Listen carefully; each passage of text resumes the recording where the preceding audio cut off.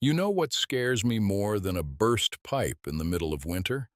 A sump pump that looks perfectly fine sitting in the pit but is stone dead and nobody knows it. I'll tell you, in 40-plus years of doing this work, I've walked into more flooded basements than I can count.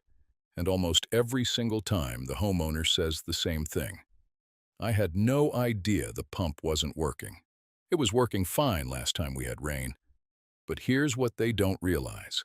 That last time might have been 6 months ago, and a lot can go wrong in 6 months when a piece of equipment is sitting in a damp hole in the dark doing absolutely nothing. The average sump pump lasts somewhere between 7 and 10 years, and most homeowners have never once tested theirs.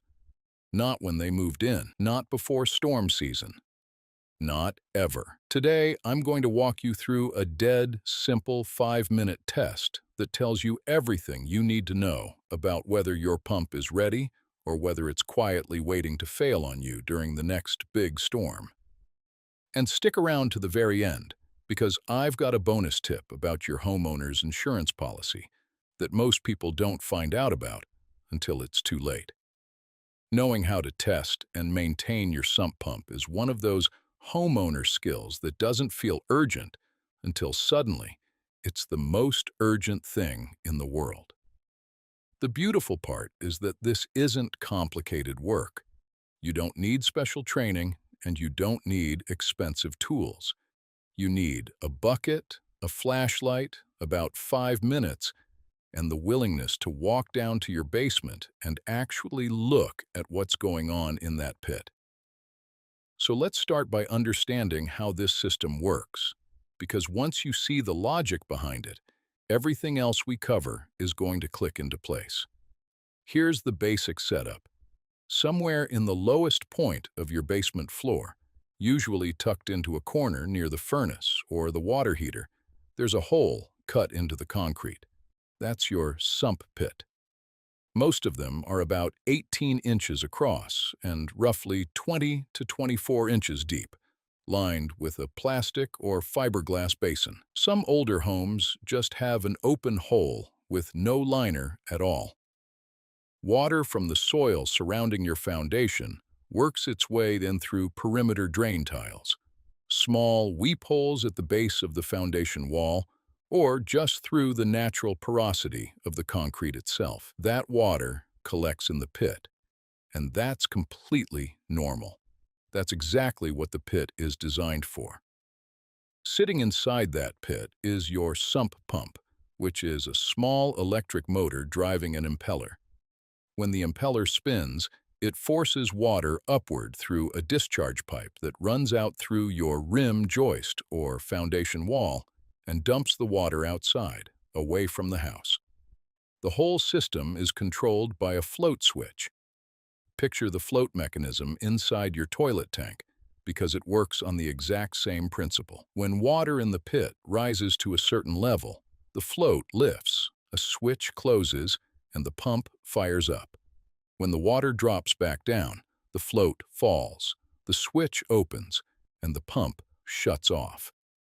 Elegantly simple, very reliable when it's maintained. But every single component in that system can fail quietly. The float sticks, the impeller clogs, the check valve wears out, the discharge line freezes, and the pump motor itself has a finite lifespan that nobody thinks about until it's grinding metal on metal during a thunderstorm. The whole point of what we're doing today is catching those failures before they catch you. First things first, head down to your basement and find the sump pit. Most pits have a removable lid, either a plastic cover or sometimes just a piece of plywood somebody set on top years ago. Take that lid off and set it aside. Before you touch anything inside the pit, check the electrical situation. Your sump pump should be plugged into its own dedicated outlet. And in most modern installations, that outlet is a GFCI, the type with the small test and reset buttons on the faceplate. Here's something I need you to understand, because I've seen this exact scenario play out dozens of times. A GFCI outlet can trip without you ever knowing. Somebody plugs in a shop vac, pops the breaker, unplugs the shop vac, and walks away without hitting the reset button. Meanwhile, the sump pump has been sitting there dead for months, and nobody has a clue. Push that reset button right now. Make sure the outlet is live. If you've got a simple plug-in outlet tester with the 3 indicator lights, even better. Confirm power before we go any further. Now grab a good flashlight, or better yet, a headlamp, so both hands stay free, and look down into the pit. Is there some standing water in the bottom? A few inches is perfectly normal. Is the pump sitting upright and level? Can you see the float switch, and does it look like it has room to move, or is it pinned against the pit wall or tangled in the power cord?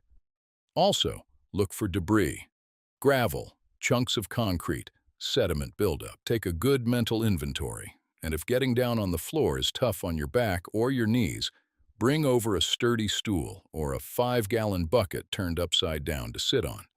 No sense hurting yourself over a pump inspection. Now we get to the main event, the 5-minute bucket test. This is the single best way to know whether your sump pump will do its job when the water starts rising. Grab a 5-gallon bucket, fill it at your utility sink or with a garden hose, and carry it over to the pit. Pour the water in slowly and steadily. Don't dump it all at once. You're simulating the way groundwater actually rises, which is a gradual climb, not a sudden flood. While you're pouring, focus on 3 specific things. First, watch the float. As the water level climbs, the float should rise with it, and at some point, the pump should kick on with a solid, confident click. That trigger point should happen before the water gets within about 3 to 4 inches of the top of the pit. If you pour the entire 5 gallons in and the pump never fires, you've got either a stuck float or a dead motor, and you just discovered that on a calm afternoon instead of during a midnight storm. Second, once the pump kicks on, listen to it and watch the water level. A healthy pump should evacuate that water fast. You should hear a steady hum from the motor and see the water level dropping within seconds. If the pump sounds like it's laboring or the water barely moves, something is restricting flow. Could be a clogged intake screen, a worn impeller, or a blockage in the discharge line. Third, watch what happens after the pump shuts off. It should cycle off and stay off. If the pump kicks on, runs a few seconds, shuts off, then fires right back up and keeps repeating, that's called short cycling. Water is falling back down the discharge pipe because the check valve has failed. The float rises again, the pump fires, the water goes up, falls back down, and the cycle repeats until it burns out the motor. 1 bucket of water, 5 minutes of attention. And you just got a complete health report that 90% of homeowners never bother to get. By the way, if you're finding this advice helpful, do me a small favor and hit that subscribe button down below. I put out new videos like this one every week, walking you through repairs that'll save you a small fortune in plumber bills. Subscribing is free, and it's the best way to make sure you don't miss the next one. All right, let's continue. Let's dig into the 2 components that cause more sump pump failures than everything else combined: the float switch and the check valve. The float switch is the #1 killer. In most failures, the motor itself is perfectly fine. It could run for years, but the float is stuck, and a stuck float means the pump never gets the signal to turn on. What happens over time is the float, usually a hollow plastic ball or cylinder on a pivot rod or tethered cord, drifts against the wall of the pit. Or it snags on the power cord. Or mineral deposits build up on the pivot point, and the mechanism seizes. When that float can't rise freely, the switch never closes, and your basement fills up while the pump sits there doing nothing. Reach into the pit and move the float by hand. Lift it slowly through its full range of motion. Does it swing smoothly? Does the pump click on at the top of the travel? If it feels gritty or catches halfway up, that's your warning sign. Sometimes the fix is as simple as shifting the pump an inch, so the float clears the pit wall. Sometimes you need to reroute the power cord, and sometimes the float mechanism is corroded and needs replacing. A new float switch runs $20 to $40 and takes about 15 minutes to install. Now, the check valve. Follow the discharge pipe upward from the pump. In the first 12 to 18 inches, you should find a check valve, an inline fitting with an arrow showing the direction of flow. That valve is a one-way gate. It lets water go up and out, but prevents it from draining back into the pit after shutdown. If you saw short cycling during the bucket test, the check valve is your prime suspect. It's either stuck open, the internal flapper is worn, or there's no check valve installed at all. I've walked into basements where someone ran the pipe straight up without one. Replacing it is simple. Cut the discharge pipe, install the new valve with the arrow pointing up and away from the pump, and reconnect using rubber couplings with hose clamps or PVC cement for plastic pipe. $15 to $25 for the part, one of the cheapest and most important components in the entire system. Now let's trace the water all the way outside, because your pump can work perfectly, and the basement still floods if nobody checked the discharge line. Follow that pipe from the pump through the rim joist or foundation wall, then walk outside and find where it exits the house. Is the opening clear? Can water flow freely? You'd be amazed what I've found blocking discharge lines. Dirt dauber nests packed solid inside the pipe, mulch and landscaping soil piled over the end until it's completely buried. One job, I remember, a downspout extension had been shoved right against the discharge outlet, basically plugging it. And in cold climates, this matters even more. I've spent my whole career in western Pennsylvania, and I can tell you from hard experience that discharge lines freeze. The pump fires, pushes water into a frozen pipe, and that water has nowhere to go except back into the pit or out through a blown fitting inside your basement.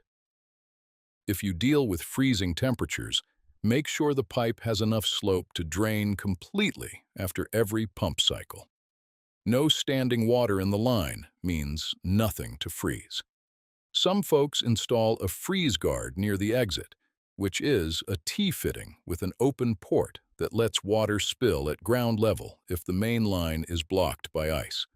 Smart move for cold climates. And while you're out there, verify the discharge point dumps water at least 6 feet from your foundation. If it pours out right next to the house, it soaks back into the soil and cycles right back into the pit. You'll run that pump all night and never gain an inch. Back inside, let's clean things up. Lift the pump out of the pit. Most residential pumps just sit on the bottom and lift right out. Set it on old towels. On the bottom of the housing, you'll find an intake screen where water gets pulled into the impeller chamber. If that screen is clogged with gravel and silt, your pump works twice as hard to move half the water. Scrub it clean with a stiff nylon brush and rinse with a garden hose. While the pump is out, grab your shop vac or a scoop and clean the pit itself. Get rid of accumulated gravel, mud, and debris. You don't need it spotless, but clear out any sludge so it doesn't get sucked into the pump next time it runs. Set the pump back in level, verify the float moves freely, and replace the lid. Do this whole routine quarterly. Spring, summer, fall, and right before winter. 15 minutes, 4 times a year to protect everything in your basement. Here's what keeps me up at night when I think about homeowners depending on their sump pumps. Your pump runs on electricity, every bit of it. And what happens during the worst storms, the ones that dump 3 inches of rain in an hour? The power goes out. That is the cruel irony of sump pump ownership. The moment you need the pump most is the moment you're most likely to lose the power that runs it. A battery backup system solves this.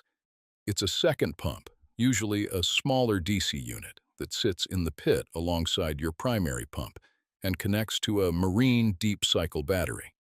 When power drops, the backup detects it, switches on automatically, and keeps the water moving. You don't have to be home. You don't have to wrestle a generator out of the garage in a downpour. A quality backup system runs $150 to $400. The battery needs replacing every 3 to 5 years at about $80 to $120. Compare that to the cost of a flooded basement, and it's the easiest decision you'll make. Let me walk through common problems and how to handle each one. Pump doesn't respond during the bucket test. Check the GFCI. If power is good and the pump is silent, lift the float manually. If the switch triggers and the motor doesn't engage, the motor is dead. A replacement pump runs $100 to $250, and most homeowners can swap one in under an hour. Pump turns on, but water barely moves. Pull it out, clean the intake screen, then flush the discharge pipe with a garden hose from inside.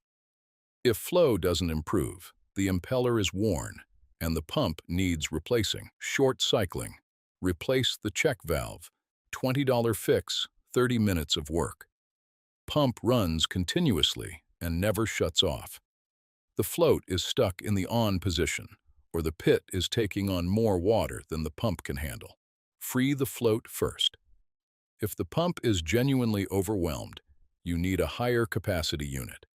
Check the gallons per hour rating against what your pit actually takes in during heavy rain. Grinding or rattling during operation, usually a worn bearing or debris caught in the impeller. Pull the pump and inspect. If cleaning doesn't fix the noise, the bearings are failing and replacement is the only answer. Don't wait on that one. Foul smell from the pit. Bacteria feeding on organic material in standing water. Clean the pit thoroughly and pour about a cup of white vinegar into the basin afterward. Quarterly maintenance prevents this entirely. All right, here's that bonus tip I promised at the beginning, and I need you to really hear this because it involves money. Potentially a lot of it. Most homeowners believe that if their basement floods, their insurance covers the damage. Seems logical, right? You pay your premiums, something goes wrong, the company steps in. But here's the thing. Most standard homeowners policies specifically exclude groundwater flooding, sump pump failure, rising water table, backed up foundation drains. Excluded. If you want protection, you need a separate endorsement added to your policy, usually called a water backup rider or sump pump failure coverage. It typically costs between $40 and $70 a year. And most folks have no idea they need it until they're staring at a claim denial with a destroyed basement. The average flood, once you add up drywall, flooring, furniture, stored belongings, and mold remediation, runs anywhere from $10,000 to $30,000. So here's your homework. After you finish the bucket test, call your insurance agent and ask one question. Am I covered for water backup and sump pump failure? If the answer is no, add that rider the same day. $40 to $70 a year versus a $20,000 disaster. That's not a decision. That's just common sense. That's how my Uncle Ray taught me, and that's how I'm teaching you. Before you go, if you got something out of this video, do me one last favor and hit that subscribe button. I put out new videos every week covering real-world plumbing repairs, money-saving tips, and the kind of know-how that takes years to pick up on the job. Subscribing costs you nothing, and it makes sure these videos show up in your feed when you need them. Thanks for watching, and I'll see you in the next one.